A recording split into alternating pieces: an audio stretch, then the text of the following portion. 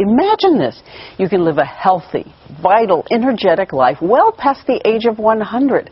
How close are we? Well, science is close to giving a second century of life to everyone through everything from radical cutting-edge technology to simple changes in how you eat. And Dr. Mehmet Oz, the Oprah Show health expert, is going to be doing a full episode with her on this revolutionary topic tomorrow. But he sat with us right here and is giving us a sneak peek. It's a little-known fact that Dr. Mehmet Oz is actually 180 years old, but he is here today to tell us. Hello. How are you? Okay, let's get started. Are you saying we're actually looking at the possibility that 99 is the new 50? It is true, and in fact, what we're really talking about is this whole concept of extreme longevity. Okay, what do we know for sure today that we can do? Well, first of all, we know there's a chemical called sirtuin that tells the body to live longer. So what's the best mechanism? It turns out that if you take rodents and you cut down their caloric intake, it's called calorie restriction, by a third, they'll live a third longer. Imagine that. And humans who are doing calorie restriction, when they're studied, show a rejuvenation of their arteries, of their hearts. They actually begin to behave like they're younger than they really are. Okay, talk to us calories then. What does that mean to cut for a human? How many calories can you have a day, and how many should you cut back? Well, most of us can't cut a third of our calories. That's impossible. But the good news is that you can cut 15% of your calories out, and you can still get most of the benefits. So I did a little experiment with you, Diane. Yes. Right? As beautiful and as suave and youthful as you are, I figured you're doing something right. So I thought you're probably taking in about 2,000 calories a day. So if I cut 15% of that out, and if you look at the table next to you, this is an example of what calorie restriction would look like for you.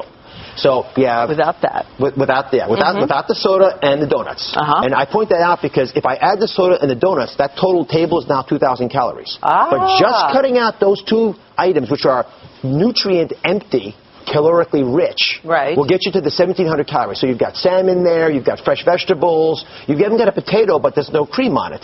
There's a dessert, a low-fat dessert. Low-fat yogurt, the frozen yogurt. By cutting 15% a day down to 1,700 a day, I could live, we think, an extra 30 years or so. But that same chemical sirtuin can be turned on with other mechanisms. And one of them is one you're going to want to hear about.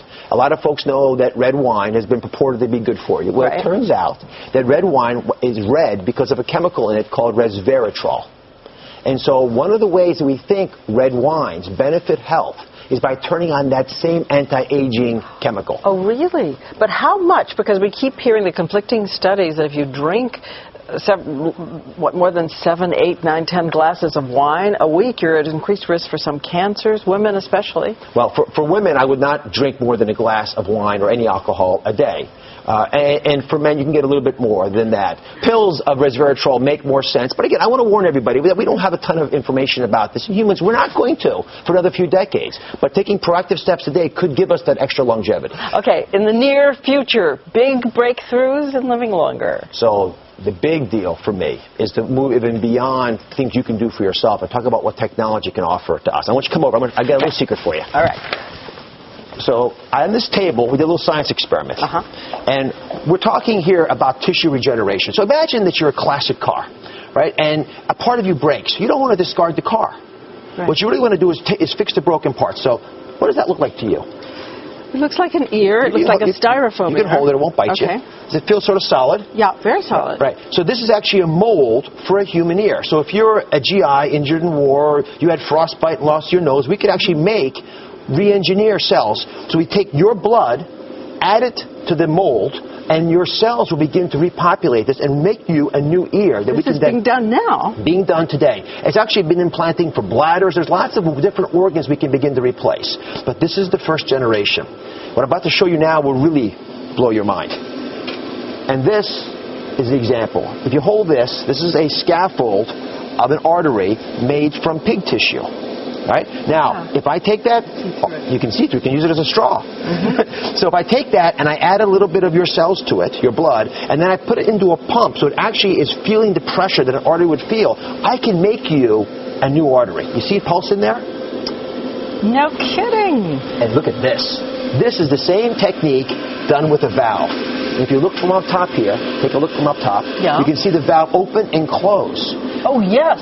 So take this one generation further. I can now begin to take an organ, take the cells of the animal out of it, put your cells into it, and I can grow you a heart. It's been done. I can grow you a liver, a pancreas, a spleen, a lung, anything. And this technology for recreating organs for us is going to give us that booster rocket into the second century of life. So if calorie restriction and new insights about how chemicals like resveratrol could turn on systems for anti-aging in your body fail, and something breaks, you can replace it. Replacement parts when your warranty is getting a little old. And how soon, realistically, before you think a pancreas or something complicated like a liver could be ready for replacement, your own cells? Single-digit years.